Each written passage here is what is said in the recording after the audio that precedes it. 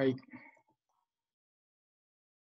Ya, ini materinya tentang industri, pakan ya, terutama tentang penjaminan mutu pakan. Jadi, dari mulai pakan itu kita beli, datang ke tempat kita, nah kita harus ngapain terhadap pakan tersebut, ya. Jadi intinya seperti itu sampai nanti pakan tersebut diproduksi dalam bentuk mungkin bisa dalam bentuk konsentrat, dalam bentuk, pelet, crumble, atau sebagainya. Nah ini, pakannya pakan unggas ya.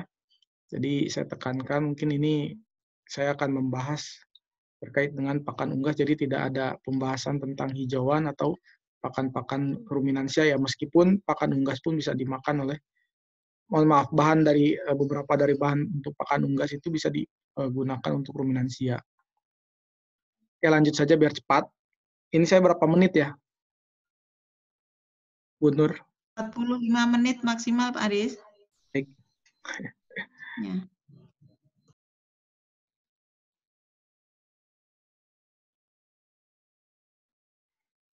Ini industri pakan ya. Jadi pabrik pakan ternak itu suatu perusahaan yang bergerak di bidang agribisnis, khususnya peternakan ya, agribisnisnya memanfaatkan bahan baku yang berasal dari kegiatan pertanian secara luas, baik memang diproduksi intinya atau mungkin bisa juga by produk ya. Nah ini baik berupa limbah ataupun hasil sampingan dari industri pertanian.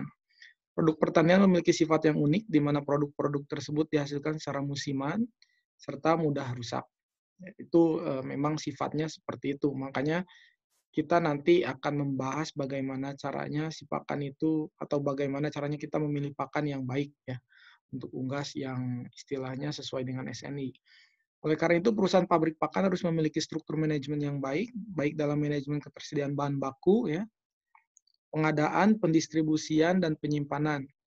Nah, manajemen produksi serta manajemen pemasarannya sehingga segala kegiatan dapat terlaksana dengan baik dan lancar. Bentar. Oke, next dulu. Nah, ini terkait dengan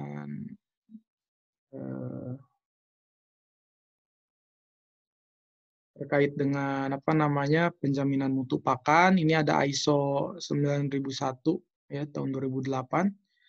Ini membahas tentang bagaimana caranya kita menjamin mutu dari pakan tersebut. Jadi mulai dari manajemen, terus cara pembuatan pakan, bahan-bahan pakannya seperti apa yang kita gunakan, dan proses produksinya seperti apa. Nah, nanti bisa kalian googling saja terkait ISO 9001 ini ya.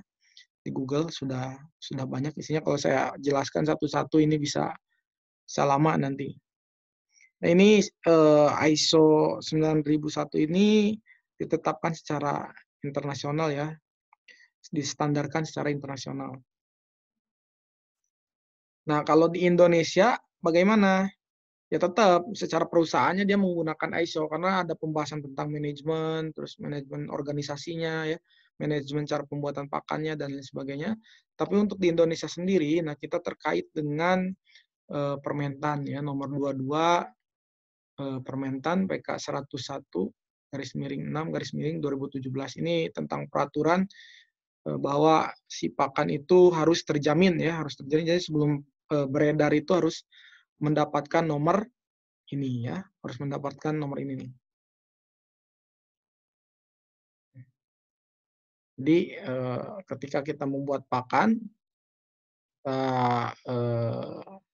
produksi, setelah itu nanti diajukan kepada Kementan untuk diuji apakah pakan kita layak edar atau tidak. Nah, yang menyebabkan layak edar atau tidak ya dari kandungan nutrisinya seperti apa, terus apakah ada zat anti nutrisi atau racun di dalamnya, nanti ada batasan-batasannya ya. Ketika batasannya mencukupi ya maka bisa diedarkan. Tapi ketika batasannya itu ternyata melebihi, maka pakan tersebut tidak dapat diedarkan.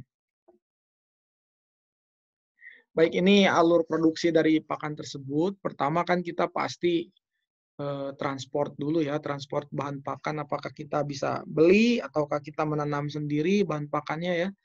Nah, ketika kita beli, itu kan pakan dari orang lain, dari orang lain ya, pakan itu dari orang lain, dari perusahaan lain, kita beli, datang ke feed mill kita misal, lalu diuji secara mutu ya. Diuji secara mutu itu baik organoleptik, uji fisik, kimia dan lain sebagainya. Nah, biasanya yang standar itu kadar air ya, kadar air, mungkin aflatoksin dan lain sebagainya. Nah, ketika dia mutunya masuk bagus, maka dia bisa dimasukkan ke dalam feed mill kita ya, ke dalam penampungan pakan untuk diformulasikan. Tapi jika tidak, maka harus ditolak ya, ditolak sehingga dikembalikan si pakan tersebut ke distributornya. Nah, ini formulasi ya terkait dengan nanti bahan pakannya ada apa aja yang di tempat kita, jadi disesuaikan biasanya. Kita punya bahannya apa aja, nah itu yang diformulasikan. Mungkin ada juga yang memformulasi dulu baru nyari bahan pakan ya. Tapi kalau saya biasanya nyari ada bahan pakannya apa dulu baru diformulasikan. Biar kita tidak kesusahan nantinya. Nah, setelah itu kalau misalkan si pakan ini bahan keringnya kurang atau kadar airnya tinggi ya, biasanya ini dikeringkan dulu. Baik secara kering matahari atau secara naungan atau bahkan di oven ya. Nah, setelah itu baru digiling biasanya. Digiling dulu, dijadikan mes ya, dijadikan tepung karena biasanya kalau pakan unggas itu dijadikan pelet dulu. Mau jadi crumble pun pasti harus jadi pelet dulu ya. Nah, untuk jadi pelet itu ya bentuknya harus udah mes, udah berbentuk tepung, makanya dia digiling. Setelah digiling baru pencamuran ya, pencamuran lalu pelleting, pendinginan, crumbling ya, atau pemecahan. Nah, ini kalau misalkan mau dibikin jadi crumble. Lalu diayak, pengayakan nanti sesuaikan nomornya sesuai kebutuhan nomor berapa ya. Nah, ini quality control ini dicek lagi dari pakan tersebut apakah dari bentuk fisiknya apakah hancur atau tidak sesuai yang kita inginkankah ukurannya. Kalau misalkan ukurannya tidak sesuai yang kita inginkan ya disesuaikan. Kalau misalkan sudah melampaui ya berarti di reject biasanya seperti itu. Atau dibuat kalau misalkan hancur ya dibuat mesh ya untuk pakan starter biasanya. Unggas untuk starter. Lalu di packing ya, setelah di packing baru penyimpanan. Nah, mungkin nanti ini untuk penyimpanan bagian Pak Danes ya yang menjelaskan. Ya, kita lanjut saja dulu. Nah, ini terkait dengan karena ketika pakan itu datang ke tempat kita pasti kita sampling dulu ya. Mau diuji pakan itu kan ada uji fisik, organoleptik, kimia dan biologi. Nah, pasti kita sampling karena nggak bakal mungkin kita semua dari bahan pakan kita itu diuji fisik atau organoleptik atau kimia dan biologi ya. Karena yang datang itu pasti puluhan ton, bahkan ribuan ton ya, ratusan ton. Nah, nggak mungkin kalau misalkan hal tersebut kita uji semuanya. Nah, makanya biasanya di sampling ya, bisa simple random sampling, stratified random sampling atau systematic sampling. Biasanya itu 10% dari total ya, yang kita sampling itu 10%-nya biasanya. Nah, ini terkait tekniknya kita lihat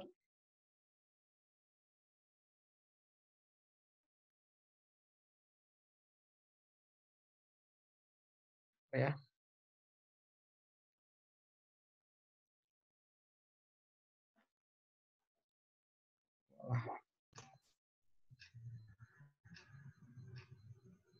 Nah, ini grain probe ya, ini untuk mengecek kalau misalkan di karung atau di karung si pakan itu kan biasanya datangnya karung. Mungkin ada yang juga mobilan ya, mobilan, tapi biasanya kalau misalkan per karung, nah ini bisa pakai grain probe. Jadi ini ditusukkan ke dalam karung, tusukan di dalam karung ada yang di atas ya, bagian atas, tengah atau bagian bawah ya. Nah, ini ditusukkan, nanti ini ada lubang-lubang, terus diambil nanti, nah itu yang dicek ya, diuji fisik, terus diuji uji kimia dan biologi. Nah, ini tapered bag tray, ini pun sama ya, sistemnya sama, ini dibolongi si karungnya, terus nanti bakal ada yang masuk ke bagian sini, terus diambil. Lalu ini bomb sampler ya. Ada juga divert type. Nah, kalau ini dia bertahap ya, prosesnya bertahap. Jadi nanti ada yang primer secara banyak dulu, terus semakin sedikit ya, semakin sedikit, baru dia nanti apa namanya, dikoleksi untuk dianalisis nantinya ya. Ini lalu Borner divider, ini hampir sama lah seperti ini ya, dan ini Riffler. Riffler ini nanti masuk ke sini si apa namanya bahan pakan itu nanti lalu akan turun ke sini. Nah, itu yang kita analisis nanti. Nah, tapi kalau misalkan yang manual, yang kalau misalkan kita skalanya tidak industri, biasanya dihamparkan ya. Dihamparkan seperti ini, terus dibagi 4, lalu nanti diambil samplingnya. Dari sini sebagian, dari sini sebagian, dari sini sebagian, dari sini sebagian, dibagi 4 ya nantinya. Nah, itu baru nanti diuji analisis secara kimia.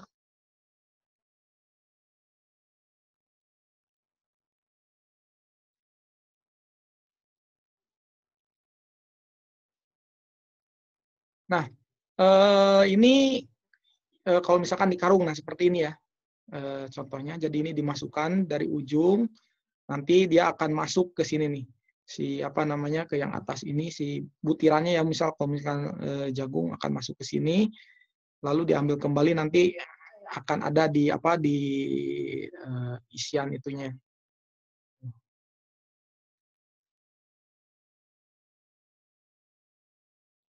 Mohon maaf, ini yang tulis-tulis di sini siapa ya?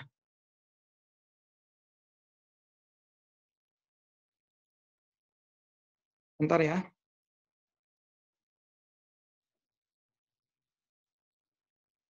Host, mohon maaf. Ini bisa dihapus nggak? Siapa ya yang nulis-nulis ini ya? Halo? Ini ada yang Ini nulis-nulis kalian gitu. teman-teman minta tolong ya? Oh, Hah? sudah. Nggak tahu, Pak. Kalau minta sopan. Mohon untuk tidak Silakan. ini ya. Saya agak terganggu ini.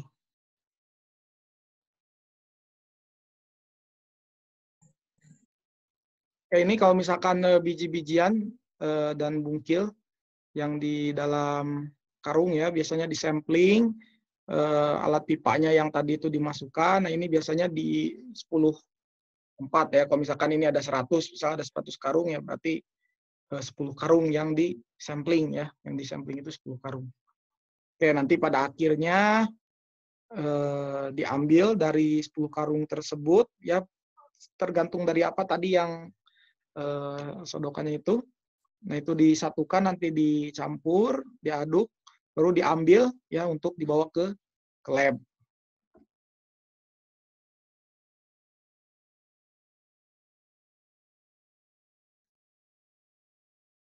Nah, baru setelah itu dianalisis ya dan dievaluasi pakannya ya, dilihat kualitas bahan pakannya seperti apa. Nah, ini ada uji fisik dan kimia. Nah, sebenarnya ini kimia pun ada yang nyatu dengan biologi ya. Pertama, uji fisik itu untuk melihat kandungan fisiknya, apakah pecahannya bagus atau tidak ya, terus apa namanya, kualitas dilihat secara kasat mata seperti apa ya, apakah lembab atau enggak, biasanya seperti itu. Lalu kimia, kandungan nutriennya ya, dilihat lebih ke kandungan nutriennya.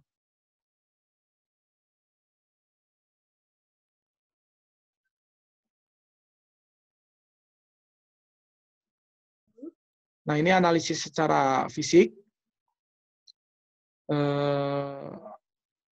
Pertama secara makroskopis dan ada mikroskopis. Ya, secara makroskopis itu saat pembelian pakan itu dilihat ya. Jadi dilihat apakah kalau misal dia konsentrat atau dari bahan itu dilihat BK-nya, biasanya apa namanya, harusnya tidak kurang dari 88% ya, dan bebas jamur. Kelihatan kalau jamur, kelihatan pasti ada bintik-bintik putih atau hitam, itu ada jamur. Harusnya tidak ada jamurnya. Kalau misalkan udah ada jamur, wah berarti itu udah jelek ya. Dan warnanya ya seperti warna aslinya, seperti bagaimana misalkan kalau jagung ya berarti kuning ya warnanya. Nah, lalu secara mikroskopis ini untuk melihat lebih dalam, nanti bisa kita apa namanya, kita lihat secara lebih mendalam. Baik, ini secara mikroskopis ya. Ini untuk melihat tekstur apa ya? Tekstur lebih dalamnya gitu, warnanya nanti seperti apa, teksturnya seperti apa, partikelnya bentuknya seperti apa gitu. Pemeriksaan termasuk pemeriksaan kuantitatif ya, tujuannya mengetahui ada tidaknya pemalsuan. Nah, ini mikroskopis itu dilihat untuk apakah ada pemalsuan. Misal yang banyak pemalsuan itu dedak ya. Dedak atau apa bekatul biasanya kan dipalsukan oleh sekamnya itu sendiri, sekamnya digiling. Nah, itu secara mikroskopis nanti bisa terlihat ya dari strukturnya. Kalau dedak itu kan bakal kelihatan lah istilahnya kalau misalkan kita sudah tersertifikasi apa namanya QC pakan bakal tahu seperti apa ya yang dipalsukan. Ada juga sebenarnya uji ya, tapi saya lupa nama ujinya uji apa untuk dedak itu sendiri. Jadi apakah dedak itu ada pemalsuan dari apa namanya dari sekam atau enggak, atau misal secara manual ya tinggal kita genggam ya. Kalau misalkan kita jatuhkan dia lepas semua, itu kemungkinan besar ada apa namanya ada pemalsuan. Baik, ini analisis secara kimia. Mengetahui komposisi kimianya ya, tujuannya mengetahui komposisi kimia sama zat-zat anti nutrisi. Baik, macam-macam analisis kimia ini ada 6, ada analisis proksimat, analisis serat, bom kalorimeter, kromatografi atau CG ya, spektrofotometri sama analisis asam amino. Nah, ini analisis proksimat ya, kita biasanya untuk mengetahui air. Nah, ini yang paling mendasar itu biasanya QC pakan yang pertama dilihat itu air biasanya. Uji apa namanya kandungan airnya dari bijian atau dari tepungnya itu sendiri seperti apa ya. Kalau misalkan jagung, kandungan airnya biasanya sekitaran paling jelek itu biasanya 12 ya, sama dedak juga biasanya 12 paling jelek. Bagus-bagusnya ya sedang-sedangnya itu biasanya 10. Nah, kalau misalkan lebih dari itu kandungan airnya misal tiba-tiba 20%, nah itu berarti jelek.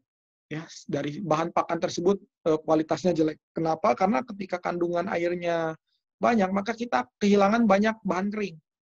Rugi kita bukan beli apa namanya, bukan beli nutrisi, tapi beli air nantinya.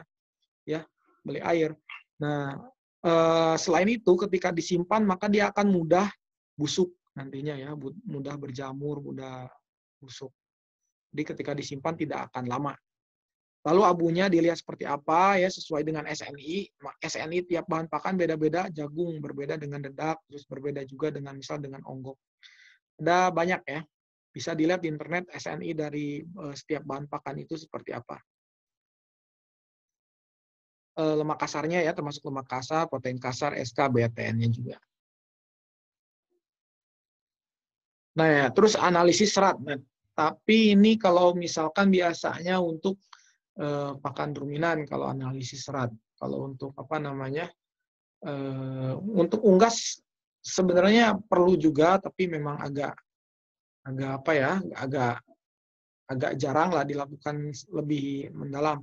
Tapi memang perlu karena kenapa unggas itu kan tidak bisa mentolerir ini ya, misosa, lignin dan silika tidak bisa mencerna, berbeda dengan ruminan. Maka saya rasa ini perlu juga dilakukan untuk bahan-bahan yang ada di unggas. Ingat ya, unggas itu kurang atau tidak bisa mencerna dari selulosa, misosa, terutama lignin dan silika.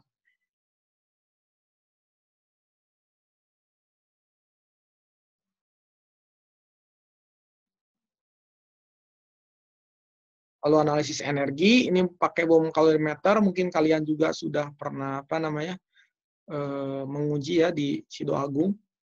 Intinya ini untuk melihat energinya seperti apa. Saya cepat aja lah ini. Nggak bisa, next. Oke. Nah, ini kromatografi. Ada gizi, ada LC ya, ada HPLC, ada sederhana. Baik, langsung saja dulu. Baik, ini gizi ya.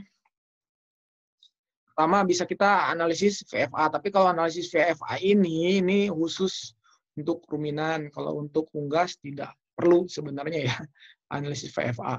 Lalu asam lemak, saya rasa ini perlu juga diunggas. Residu pestisida perlu ya, biar kita tahu batasannya nanti seperti apa.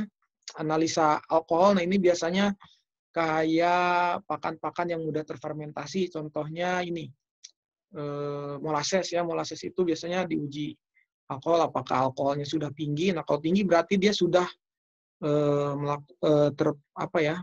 sudah terjadi proses fermentasi ketika dalam penyimpanan. Nah, itu ada batasannya. Kalau misalkan tinggi ya tidak bisa digunakan untuk ternak ya. Lalu minyak katsiri, analisa flavor ya, rasa hidrokarbon, steroid, polusi udara, analisa asam laktat. Ini biasanya asam laktat itu untuk pakan-pakan fermentasi biasanya ya. Kalau untuk bahan pakan seperti jagung, dedak tidak, biasanya tidak ada, tidak harus.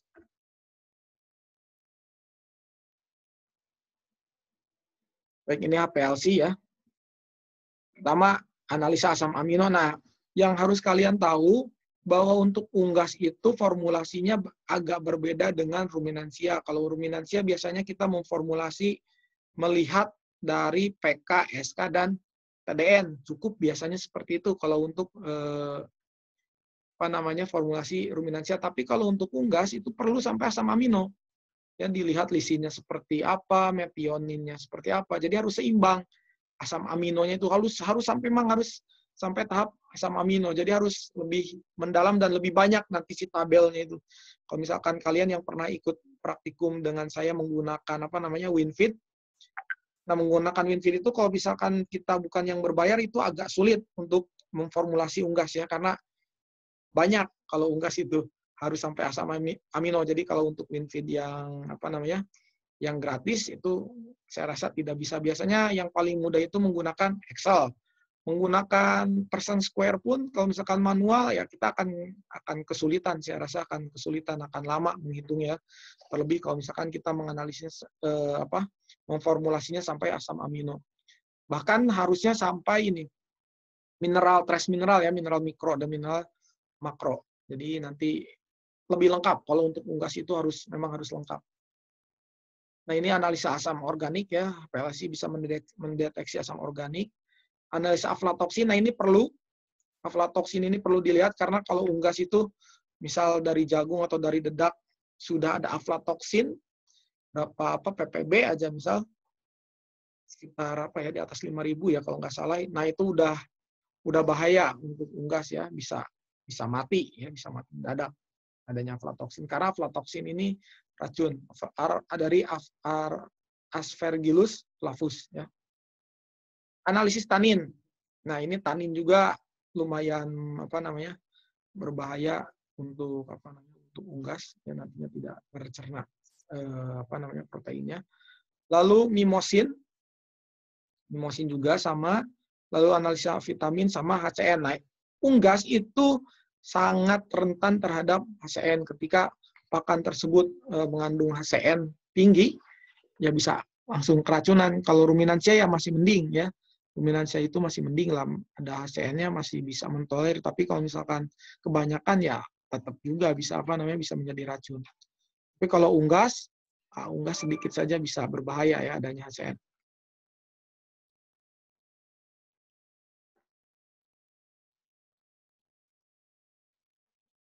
Ya, ini aplikasi spektrometri bisa mendeteksi mineral ya. Mineral bisa secara abu, tapi kalau ini lebih ke nanti lengkap mineralnya.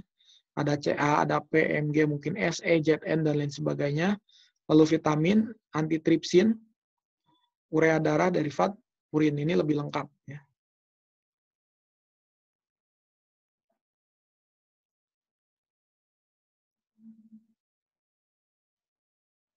Nah, ini rekomendasi minimum nutrisi dari broiler.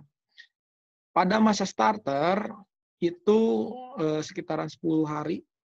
Pakan yang dibutuhkan itu sekitaran 1/4 kilo ya, 250 gram.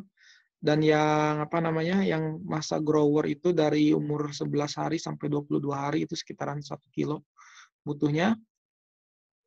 Struktur pakannya pertama itu starter itu ya crumble ya. Namun kalau untuk DOC biasanya mesh, bentuknya mesh.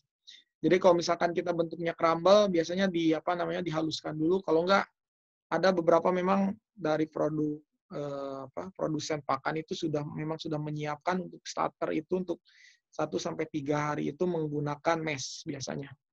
1 sampai 3 hari menggunakan yang mash. Lalu baru setelah itu crumble, setelah itu grower itu pellet ya. Sama finisher itu pellet. Protein kasarnya ketika starter itu 21, memang ketika masa pertumbuhan itu butuh ya, sangat butuh protein kasar yang tinggi. Biasanya sekitaran 22 ya, yang bagus itu pakannya itu 22 protein kasarnya. Ketika grower itu 20%, biasanya 19-20%, dan semakin tua dia biasanya membutuhkan protein yang semakin rendah karena pertumbuhannya pun semakin rendah ya.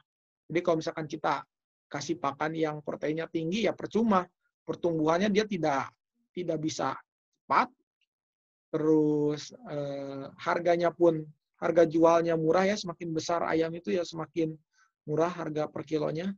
Justru ayam yang ukuran 800 sampai 1 kilo itu yang harganya mahal. Nah, ini energi metabolismenya memang semakin tua, biasanya energinya ya semakin tinggi. Lisinnya starter itu 1,32, grower 1,19.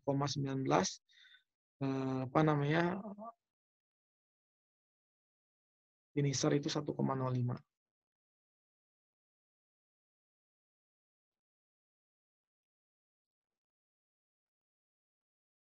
Nah, ini untuk ayam ras pedaging dilihat dari SNI ya, sesuai dengan kebutuhan, sesuai dengan SNI. Kadar air itu maksimum itu 14, jadi tidak bisa lebih dari 14. Memang standarnya itu sekitaran 12 ya, yang bagus itu 10 sampai 12 itu biasanya bakal awet nanti pakannya. Nah, ketika 14 atau lebih dari 14 itu mudah busuk, mudah terserang aflatoksin nantinya atau kutuan ya. Nah, makanya untuk menjaga kadar air ini diperlukan gudang pakan yang aerasinya bagus ya, ventilasinya bagus. Kalau misalkan gudang pakannya lembab, biasanya ini meningkat, semakin hari semakin meningkat si kandungan kandungan dari airnya tersebut. Tapi untuk pertama kedatangan, misal kita beli pakan, nah kita cek kadar airnya seperti apa. Kalau misalkan masih di bawah 14 ya masih oke lah. Tapi yang bagus itu ya memang 10 sampai 12. Kalau misalkan lebih dari 14, mending dibalikan saja ya, di-return, dikembalikan saja. Oke, protein kasarnya minimum starter itu 19, finisher lebih dari 3 minggu 18. Ini harus proksimat ya, secara proksimat lemak kasar sekian, serat kasar sekian. Kalau unggas itu memang tidak bisa banyak-banyak ya, serat kasarnya maksimum 6. Kalau ruminan ya standarnya 18 ya. Nah, kalau ini untuk unggas maksimum 6, tidak boleh lebih dari 6. Kalau lebih maka dia akan kesulitan dalam mencerna pakan tersebut. Abunya tidak lebih dari 8. Ya, CA sekian, P-nya sekian, ini harus diperhatikan ya CA dan P. Lalu, nah ini terutama ini, lisin dan methionine. Ya, kita kalau misalkan formulasi dia menggunakan sampai lisin, methionine plus cysteine. Baik.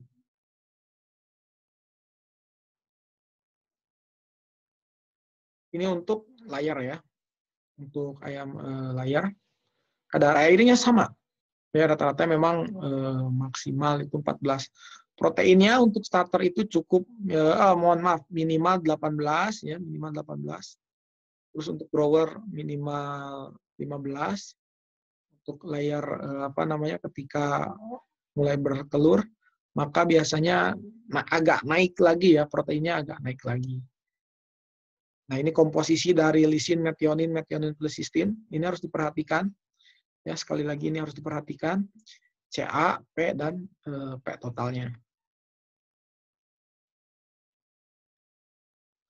Baik, ini ketika kita sudah memformulasi ya, seperti apa methioninnya, seperti apa, terus protein kasarnya berapa persen, maka nanti biasanya akan keluar kebutuhan per bahan pakannya. Misal, dedak ternyata dibutuhkan sebanyak 30% dari total. Jagung misal 40. Nah, sisanya ya ada polar, terus ada mungkin tepung ikan, ada mungkin kedelai ya. Nah, kalau untuk unggas itu memang sebagian besar, sebagian paling banyak itu biasanya jagung. Bisa sampai 30 ke atas lah, 40 atau 30% biasanya. Nah, yang lainnya ya sedikit-sedikit biasanya. Nah, ingat dari nyusun pakan itu harus ada unsur dari sumber energi dan sumber protein.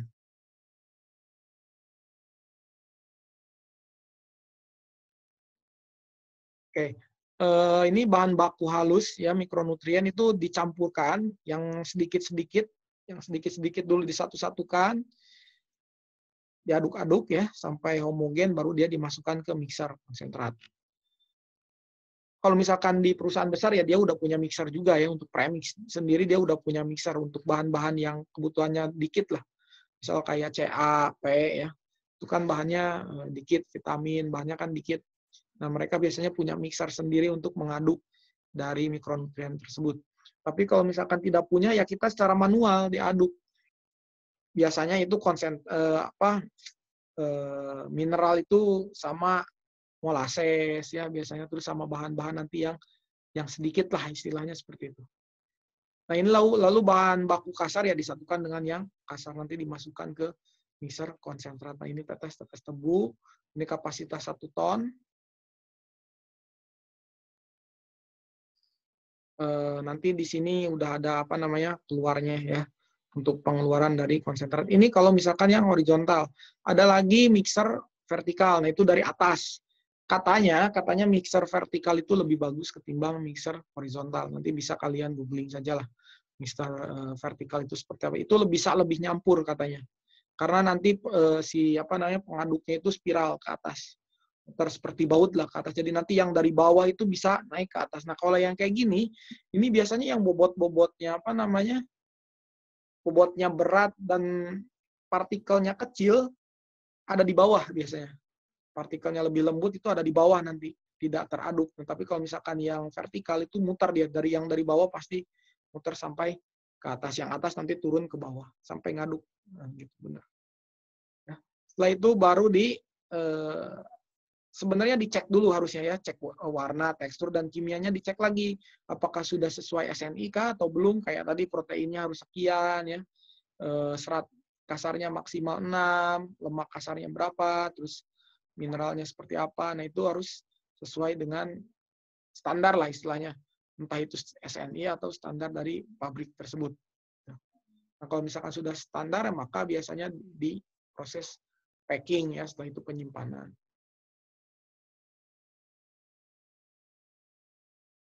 Oke, ini lanjut saja ke potensi pakan lokal mungkin ya yang ada di sekitaran kita di Magelang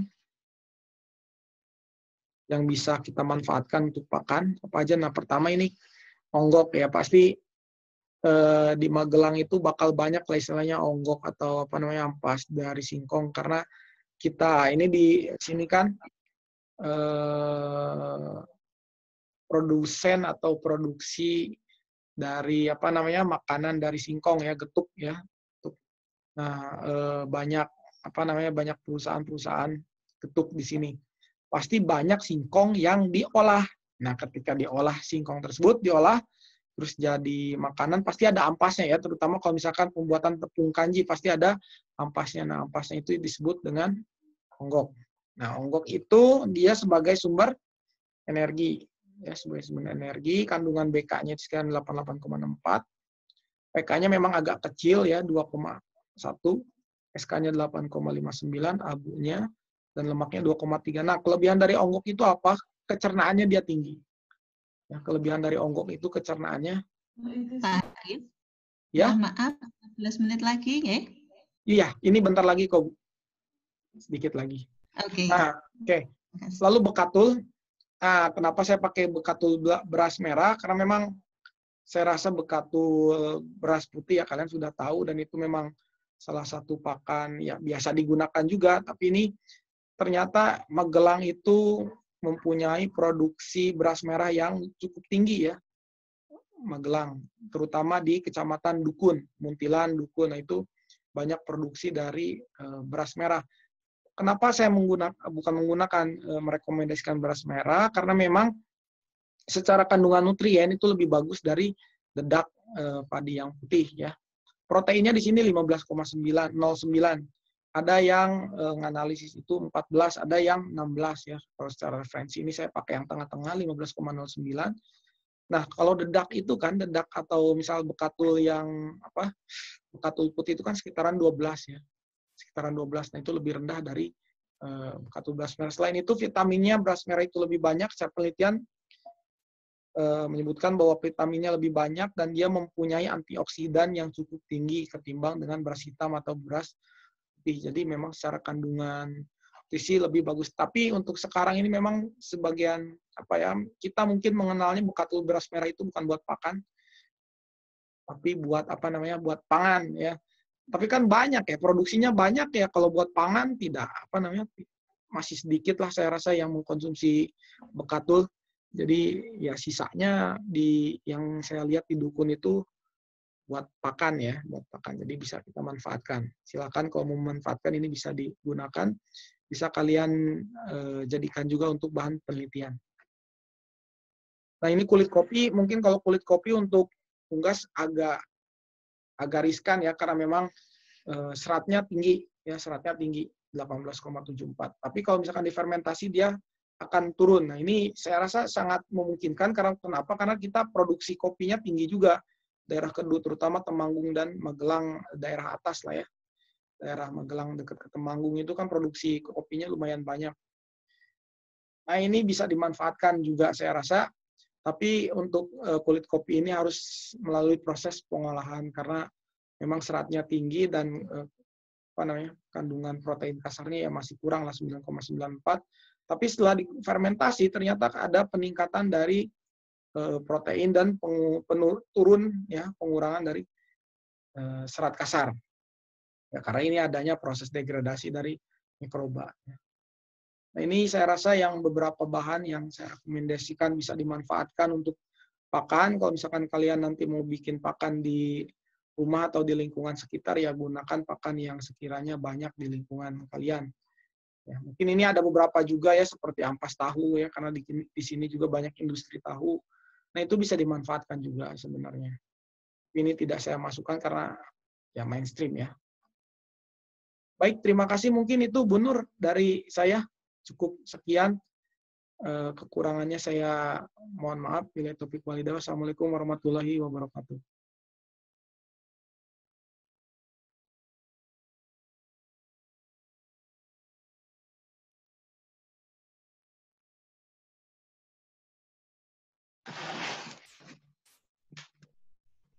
Bu Nur?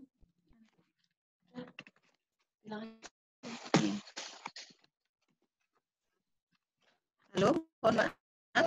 Izin pakai akunnya Bu Puji. Iya. Ya, ini saya di mute ya, nggak bisa unmute.